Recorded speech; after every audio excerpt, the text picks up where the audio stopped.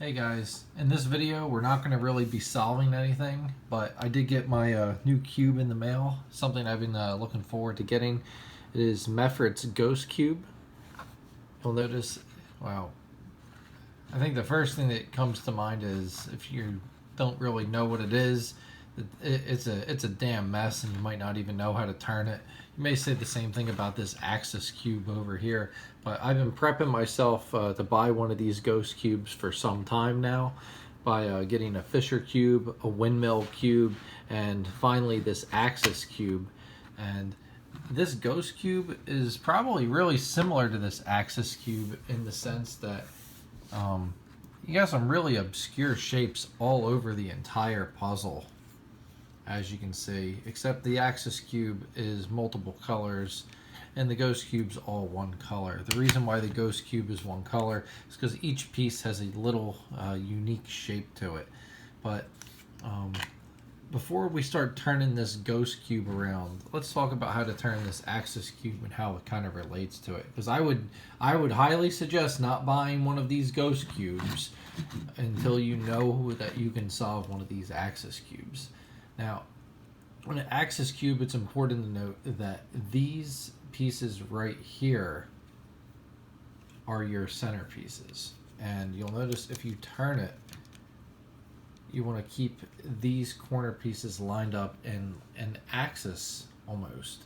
But when you go to pick up the ghost cube and you just try to start turning it, it really doesn't turn unless you grab certain pieces. So what I'm going to say is there's 3 layers to the ghost cube, and if I was going to solve it using beginner's method, which I will be solving it using beginner's method later on when I go make a video, this piece all the way down here at the bottom, that's going to be 1 layer.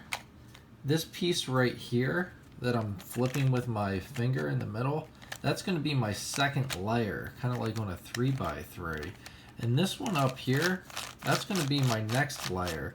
And if you go to turn this, I think what you have to do, and correct me if, well, don't correct me if I'm wrong, you kind of need to line these up unaligned.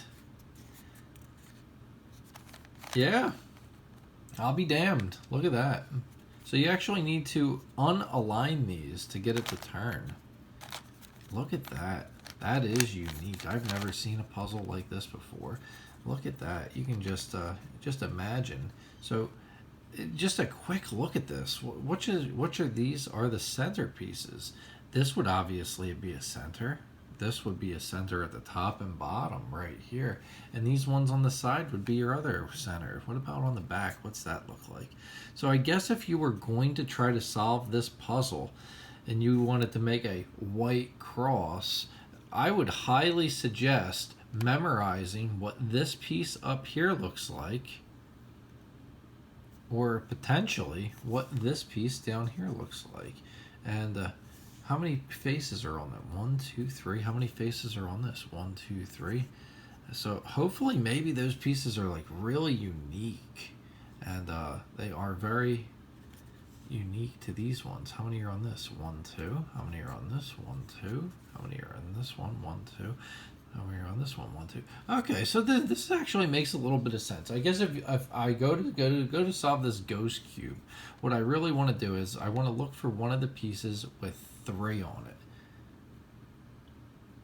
Oh, and this is a little bit of cheating, but I guess what I would do next is I would say let's make this piece our white bottom center, because the word atom is right next to it. That'll be a very good way for me to remember it. So when I go to start this, I'm going to try to get this right here as my white cross and probably go from there. This is a really interesting looking puzzle, and I would assume every time I finish a layer, I'm going to kind of turn it back to its own cube shape at the very beginning. Is that right? No, that's not right either.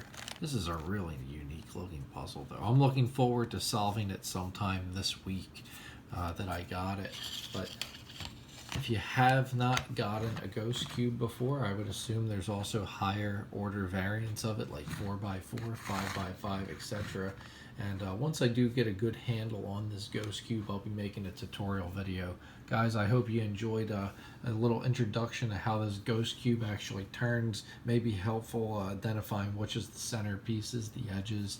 And last thing I will say about this is, it does turn surprisingly well for one of these non-WCA puzzles.